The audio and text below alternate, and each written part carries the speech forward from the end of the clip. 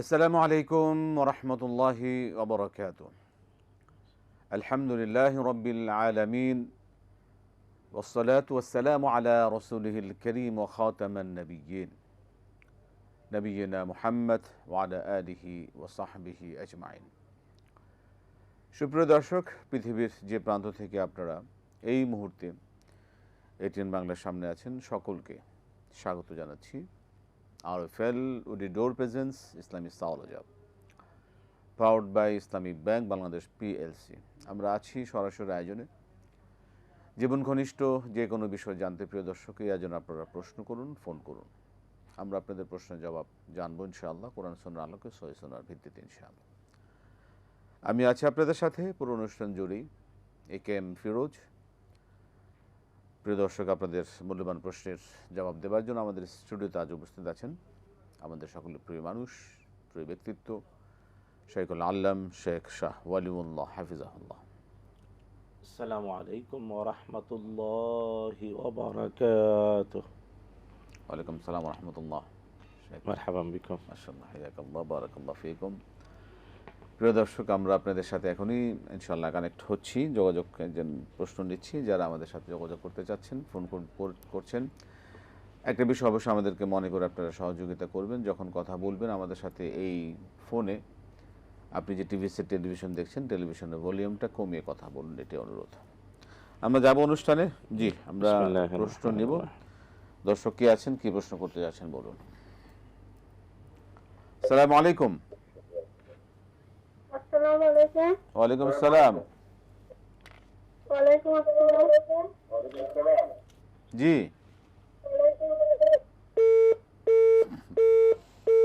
সালাম কালাম, এরপরে কি আর সালামের পরে কালাম হওয়া দরকার ছিল, কালাম হলো না, সালামটা হয়ে গেছে। যাই হোক, প্রিয় দর্শক, আমরা সরাসরি আয়োজনে আছি। আপনারা একের পর এক ইনশাআল্লাহ ধারাবাহিকভাবে সুযোগ পাবেন। যিনি সুযোগ পেলেন না, দুঃখিত, আপনি আবার চেষ্টা করুন। আমরা যাব পরবর্তী প্রশ্নে। জি মোহতারাম, এই যে আমরা এই যে মস্কিটো যে নেট ব্যাট, আমরা মশা মারার জন্য যে ব্যাট ইউজ করি, ইলেকট্রিক বা ব্যাটারি চালিত, চার্জ চালিত, এটা দিয়ে মশা মারা যায় যাচ্ছে না? এক দর্শক খুব এটা নিয়ে খুব আতঙ্কে আছেন, এই বিষয়ে বলবেন। আলহামদুলিল্লাহ ওয়াসসালাতু ওয়াসসালামু আলা রাসূলিল্লাহি ওয়া বা'দ। আকুলু বিল্লাহিত তাওফিক। মূল ব্যাপারটা হলো যে কোনো প্রাণীকে সরাসরি আগুন দিয়ে শাস্তি দেয়া নিষেধ। কোনো প্রাণীকে সরাসরি আগুন দিয়ে শাস্তি দেওয়া নিষেধ। আগুন মানে যেটা প্রত্যক্ষ জ্বলন্ত দেখা যায়। তো এটার উপরে কেয়াস করেই কেউ কেউ এটা নিয়ে সন্দেহের আবির্ভাব হয় যে ওই ব্যাটটাতে তো ইলেকট্রিক শক দেয়, অনেকটা পুড়ে যায়, এটা কি জায়েজ? জানা উচিত এটা নিয়ে সৌদি আরবে অনেক গবেষণা হয়েছে। কারণ আমাদের এই দেশগুলোতে হয় মশা, আর সৌদি আরবে হয় মাছি, অনেক বড় বড় মাছি।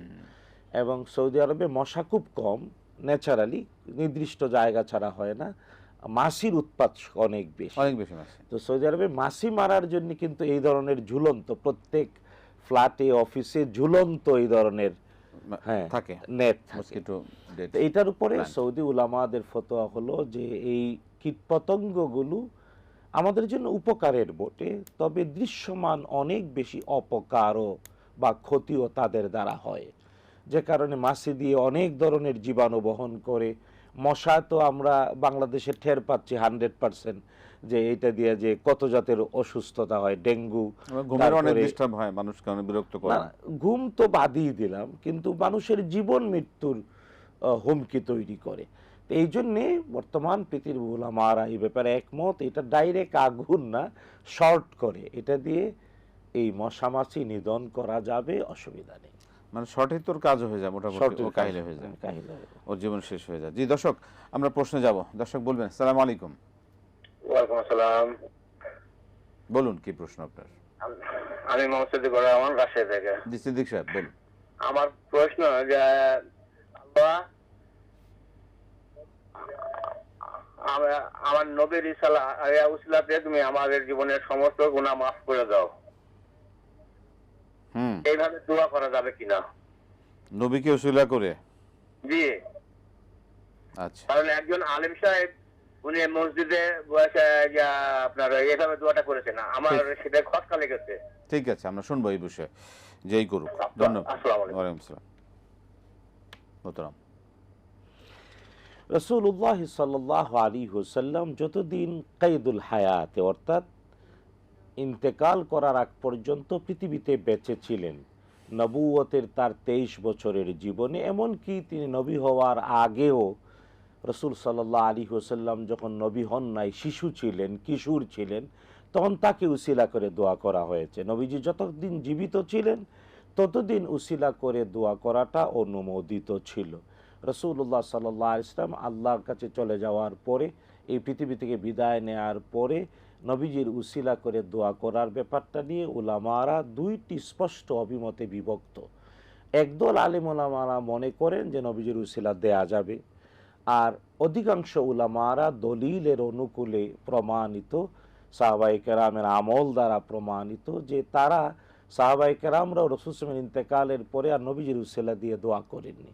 যেমন বিখ্যাত বুখারী মুসলিমের হাদিস, ওমর ইবনুল খাত্তাব রাদিয়াল্লাহু তাআলা আনহু সময় একবার অনাবৃষ্টি শুরু হলো, তিনি বৃষ্টির নামাজ পড়লেন এবং শেষে বৃষ্টির নামাজের শেষে দোয়া করা হয় হাত তুলে, আকাশের দিকে হাত তুলে দোয়া করে নিজের গায়ের চাদর উল্টে দিতে হয়। ওমর ইবনুল খাত্তাব রাদিয়াল্লাহু তাআলা দোয়া করতে, আল্লাহ তাআলা তোমার নবী যতদিন জীবিত ছিলেন তিনি দোয়া করতেন, আমরা আমিন বলতাম, তুমি দোয়া কবুল করতে, বৃষ্টি নামতো। নবী আমাদের মধ্যে নাই, তোমার নবীর আপন চাচাতো ভাই আব্দুল্লাহ ইবনে আব্বাস তিনি আমাদের সাথে আছেন, তাকে উসিলা করে দোয়া করি। ওই ইবনে আব্বাস যিনি তায়েফে যার কবর আছে, তো ওমর ইবনুল খাত্তাব আব্দুল্লাহ ইবনে আব্বাস তাদের উসিলা করে দোয়া করেছেন। এই জন্য জীবিত ভালো মানুষদেরকে, নেক আমলকে উসিলা করে দোয়া করা যায়। হ্যাঁ, যারা রাসূলুল্লাহ সাল্লাল্লাহু আলাইহি ওয়াসাল্লামকে উসিলা করে দোয়া করেন তাদের পক্ষে এটা অভিমত রয়েছে, তবে দলিল দ্বারা এটা দুর্বল। আল্লাহু আ'লাম বিস-সাওয়াব। এক্ষেত্রে এর সাথে একটা সম্পর্ক প্রশ্ন, যেটা হচ্ছে যে অনেকে রাসূলুল্লাহ সাল্লাল্লাহু আলাইহি সাল্লামের সুন্নাহকে ওসিলা করে দোয়া করেন। আমরা এই বিষয়ে আসছি মোহতারাম, আমরা শুনবো, একটা বিরতি নিয়ে আসি আমরা। প্রিয় দর্শক, সময় হলো একটি বিরতি নেবার। আমরা বিরতির পর আবার ইনশাআল্লাহ আপনাদের সাথে সরাসরি আয়োজনে আসছি ইনশাআল্লাহ।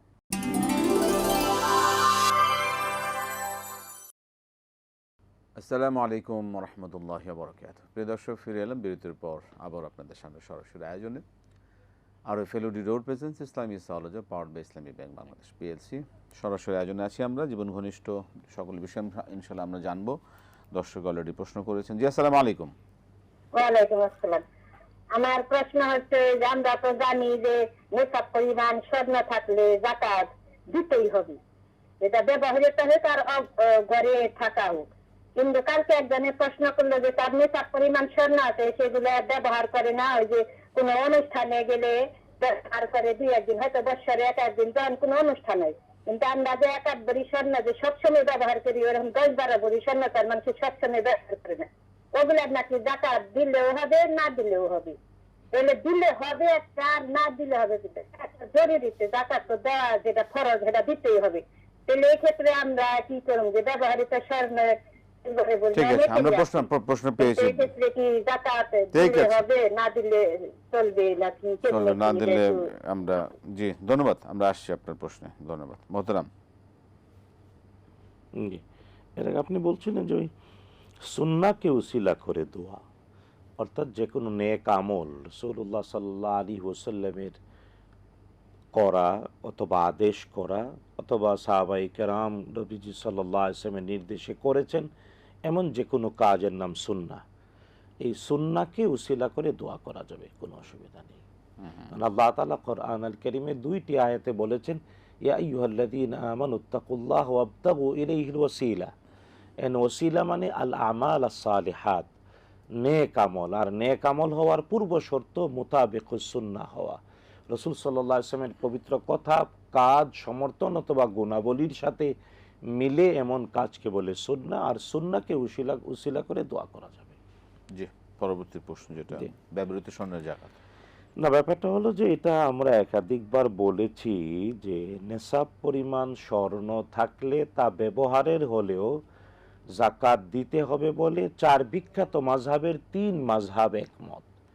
ফিকহের পরিভাষায় বলে জমহুর, অধিকাংশরা, 4 বিখ্যাত মাযহাবের 3 মাযহাব এবং 3 মাযহাবের সকল উলামারা একমত, স্বর্ণ ব্যবহারের অথবা অবিবরিত হোক, যে স্বর্ণই হোক, নেশাব পরিমাণ হলে তার যাকাত দিতেই হবে। কেবল হাম্বলি মাযহাবে, সৌদি আরবের যেটা রাষ্ট্রীয় মাযহাব, সৌদি সরকার হাম্বলি মাযহাব অনুসরণ করে, হাম্বলি মাযহাবের অনুসরণে একটা বিশুদ্ধ হাদিসকে অনুকরণ করে হাম্বলি মাযহাব বলেন যে ব্যবহৃত স্বর্ণের যাকাত লাগবে না। এবং আমাদের কিছু ভাই বেরাদার যারা সৌদি আরব পড়ালেখা করেছেন, হাম্বলি মাযহাবের প্রতিনিধিত্ব করে তারা এই কথাগুলো বলেন। আসলে উচিত আমানত রক্ষা করে স্পষ্ট করে বলা যে হাম্বলি মাযহাব অনুযায়ী একটি বিশুদ্ধ হাদিসের অনুকূলে আপনি না দিলেও পারেন, কিন্তু 3 মাযহাব এবং অনেকগুলো বিশুদ্ধ হাদিস দ্বারা প্রমাণিত স্বর্ণ এবং রৌপ্য নেশাব পরিমাণ হলে, ব্যবহারের হলেও তার যাকাত দিতেই হবে। আমরা অধিকাংশের অভিমতটার পক্ষে। জি, প্রিয় দর্শক, আমরা সরাসরি আয়োজনে আছি। জীবন ঘনিষ্ঠ যে কোনো বিষয় জানতে আপনারা এই আয়োজনে প্রশ্ন করতে পারবেন, ফোন করুন ইনশাল্লাহ। আমরা পরবর্তী প্রশ্নে যাব, আমরা ব্রেকে যেতে হবে, ঠিক আছে? প্রিয় দর্শক, আবারও সময় হলো একটি বিরতি নেবার। আমরা বিরতির পর আবারও ফিরে আসছি ইনশাআল্লাহ।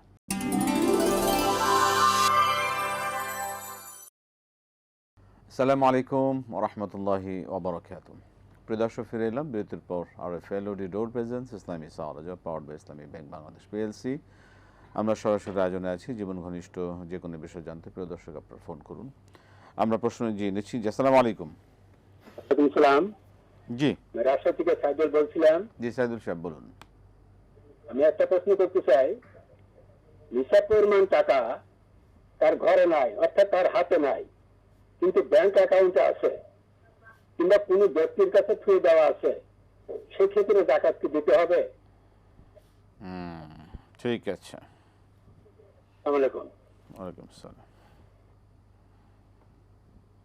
মোহতারাম, যেভাবে প্রশ্নকারী বললেন যে ব্যাংক অ্যাকাউন্টে অথবা কোনো ব্যক্তির কাছে জমা আছে নেশাব পরিমাণ টাকা, অবশ্যই ওই টাকার যাকাত দিতেই হবে, দিতেই হবে, দিতেই হবে। শুধুমাত্র এটা জানা উচিত, যাকাত আদায়ের জন্য সম্পদের ব্যাপারে 2টি মৌলিক শর্ত। একটা হলো ব্যক্তির 100% মালিকানা, 2 নাম্বার খরচ করার অধিকার থাকা। তো অনেক ক্ষেত্রে ব্যক্তি মালিক কিন্তু খরচ করার অধিকার থাকে না। যেমন প্রভিডেন্ট ফান্ডের টাকা ব্যক্তি মালিক কিন্তু খরচ করার অধিকার নাই। আইন দ্বারা এটা একেবারে নির্ধারিত যে তাকে চাকরি যেদিন শেষ হবে ওই দিন সে পাবে। কেবল এই 2 শর্ত না মিলার কারণে প্রভিডেন্ট ফান্ডের টাকার উপরে ব্যক্তি যাকাত প্রতি বছরে দেবে না। যেদিন সে হাতে পাবে সাথে সাথে 2.5% দিয়ে দেবে, তাহলে পিছনের সব বছরের আদায় হয়ে যাবে। কিন্তু এখানে যিনি বললেন যে ব্যাংক অ্যাকাউন্ট, এটা আপনি ইচ্ছা করলেই উঠায় নিয়ে আসতে পারেন, ব্যক্তির কাছে জমা রেখেছেন, ইচ্ছা করলেই আপনি নিয়ে আসতে পারেন। সুতরাং ব্যাংক অ্যাকাউন্টের টাকা অথবা ব্যক্তির কাছে জমা রাখা টাকা নেশাব পরিমাণ হলে অবশ্যই যাকাত দিতেই হবে, দিতেই হবে, দিতেই হবে। আল্লাহ তৌফিক দিন, আমিন।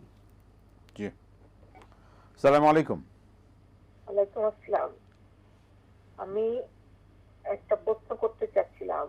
দরুদ শরীফ সকালে ফজরের নামাজের পরে 10 বার আর আসরের নামাজের পরে 10 বার পড়লে কি এটা কি বিদআত হয়? ঠিক আছে। আসসালামু আলাইকুম। ওয়ালাইকুম আসসালাম ওয়া রাহমাতুল্লাহ।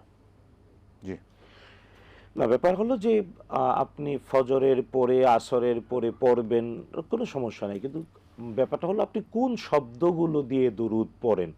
খেয়াল করবেন বিশুদ্ধ শব্দাবলী দিয়ে, হাদিস দ্বারা প্রমাণিত বিশুদ্ধ শব্দাবলী দিয়ে দুরূদ পড়বেন। এবং শুধু 10 বার কেন, একটু বাড়াবেন কমাবেন, শুধু 10 ফিক্সড করা উচিত না। জি, প্রিয় দর্শক, আমরা আপনাদের প্রশ্নের জবাব শুনছি। আরও যারা প্রশ্ন করতে চান সরাসরি আয়োজনে আছে, আপনারা প্রশ্ন করতে পারেন।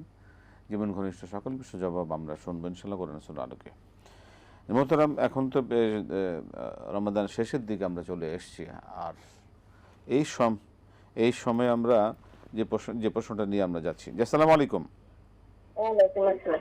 আমি যে একটু আগে প্রশ্ন করছিলাম যে স্বর্ণের ব্যবহৃত স্বর্ণের যাকাত দেওয়া লাগবে না, কিন্তু এই যে জমা টাকা থাকলে জমা টাকার জাকাত দিতে হয়, কিন্তু এই স্বর্ণ তো এরকম টাকার মতোই ঘরে আছে, আমরা কোনো দরকার হইলে এটা না দিলে কি গুনাহ হবে না দিতে হবে, এরকম একটু বুঝিয়ে বলবেন। আমিও তো মাঝে মধ্যে ব্যবহার করি বা জারি করে আছে দু একদিন ব্যবহার করি, না দিলে গুনাহ হবে কিনা এই স্বর্ণের জাকাত, এটা তো এই টাকা জমার মতো এরকম, এই কারণে আমি প্রশ্নটা আবার করলাম। বললেন তো মোহতারাম, তো বললেন, ঠিক আছে, আবার দিতে হবে। বলছেন এই বিষয়ে তো পরিষ্কার জবাব দিলেন মোহতারাম। জি, মানে ধন্যবাদ আপনাকে। আরো পরিচ্ছন্ন হতে চান, স্বর্ণ এবং রৌপ্য চিরন্তন কালের সিম্বল অফ ওয়েলথ, মানে সম্পদের প্রতীক।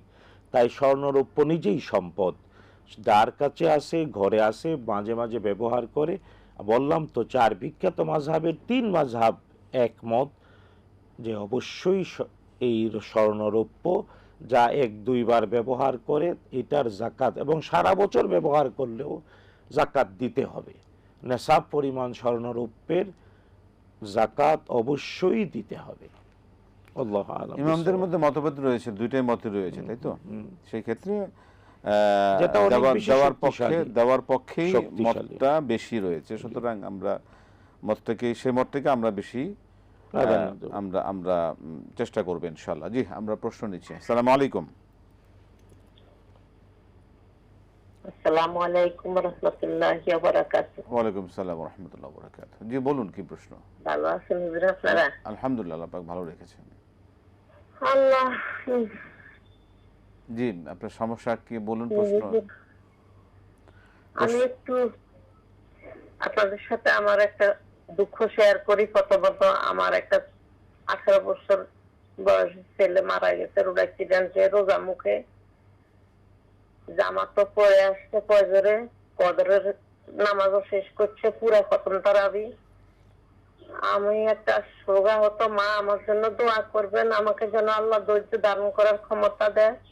আমার প্রশ্নটা হচ্ছে, আমার ছেলেটা যে রোজা মুখে মারা গেল, ও ছোটবেলা থেকে এই রোজা রাখে, ও কি এই রোজা অবস্থায় থাকবে কিয়ামত পর্যন্ত? ও কি ইফতার করবে হাউজে কাউসার পানি দিয়া? ঠিক আছে। আর কি প্রশ্নটা হচ্ছে, জি, হিন্দু মেয়ে আমার বাসায় একটু কাজ কর্ম করে, মাঝে মধ্যে আসে। আমার স্বামী সন্তান কেউই নাই, তারপরে ও একটু আসে মাঝে মাঝে। তো আমি একটু দান সৎকার মানে যতটুকু ভারী সহযোগিতা করি। এখন ওকে দেওয়া যাবে কিনা, যাকাত দেওয়া যাবে কিনা?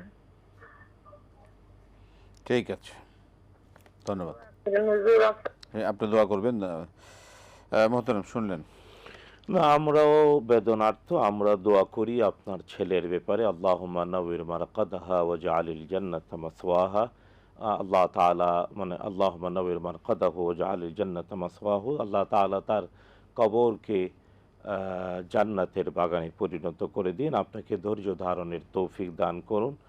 আল্লাহ তাআলা সবর করলে এর উত্তম প্রতিদান আপনাকে দেবেন উভয় জগতে। বেশি বেশি পড়বেন ইন্না লিল্লাহি ওয়া ইন্না ইলাইহি রাজিউন। আপনার প্রশ্ন হলো যে আপনার বাচ্চাটা ইফতার কি হাউজে কাউসার দিয়ে করবে? আসলে আপনি দোয়া করবেন, যেহেতু অ্যাক্সিডেন্টে মারা গেছে, রোড অ্যাক্সিডেন্টে, আল্লাহ তাআলা যাতে তাকে শহীদ বলে কবুল করেন। আপনাকে বিনীত অনুরোধ, আপনি মা হিসেবে, আপনার ছেলে রোজাদার ছিল, রোড অ্যাক্সিডেন্টে মারা গেছে, আল্লাহ তাআলা যাতে শহীদ বলে কবুল করেন, এই দোয়াটা করবেন। আল্লাহ তাআলা আপনার দোয়া কবুল করুন। আমরাও দোয়া করি আল্লাহ থেকে শহীদ বলে।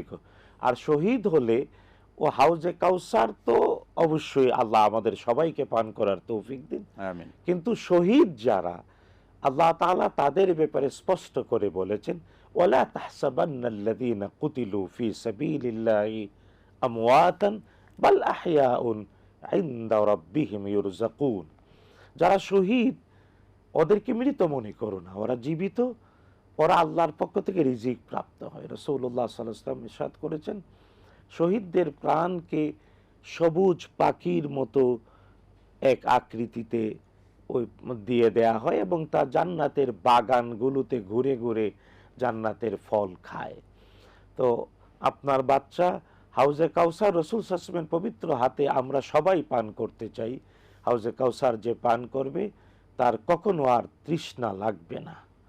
আল্লাহ তাআলা আমাদের সবাইকে হাউজে কাউসার পানের তৌফিক দিন। কিন্তু এর অনেক আগেই আপনার বাচ্চা জান্নাতের ফল খাবে, জান্নাতেই, জান্নাতের বাগানেই ইফতার করবে। শুধু শহীদ বলে আল্লাহ তারে কবুল করুন। আমরাও দোয়া করি, আপনিও দোয়া করেন।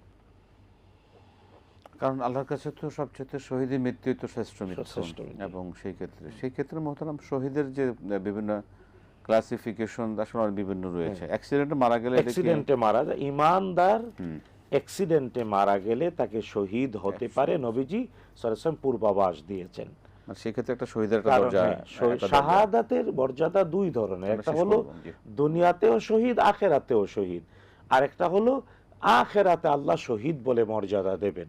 তো এই যে আগুনে পড়ে মারা গেল, রোড অ্যাক্সিডেন্টে মারা গেল, পেটের অসুখে মারা গেল, পানিতে ডুবে মারা গেল, রাসূলুল্লাহ সাল্লাল্লাহু আলাইহি ওয়াসাল্লাম তাদেরকেও শহীদের মর্যাদায় অভিষিক্ত হবে আল্লাহ পাক আল্লাহ যদি কবুল করেন। আমিন, আমিন। এই জন্য আমরাও দোয়া করি, আপনিও দোয়া করেন। আল্লাহ পাক ওনার সন্তানকে শহীদের মর্যাদা, আমরাও যেন শহীদের মর্যাদা জি, আল্লাহুম্মা মৃত্যু লাভ আমিন। করতে পারি, আর আল্লাহ পাক ওনার কবুল করুন। আমরা দ্বিতীয় শেষ প্রশ্ন করব। যে যাকাতের ব্যাপারটা, আচ্ছা, যদি শেষ করব যাকাত আমরা। পাওয়ার উপযুক্ত হয়, আপনি অ্যাসেসমেন্ট করে দেখবেন, যদি জাকাতের আল্লাহর বলা সূরাতুত তাওবার ৬০ নম্বর আয়াতে যে ৮টা নির্ধারিত খাত, এর মধ্যে যদি সে পরে অ্যাসেসমেন্ট করে যদি জাকাতের উপযুক্ত হয়, তাহলে জাকাত দিতে পারবে। ইনশাআল্লাহ।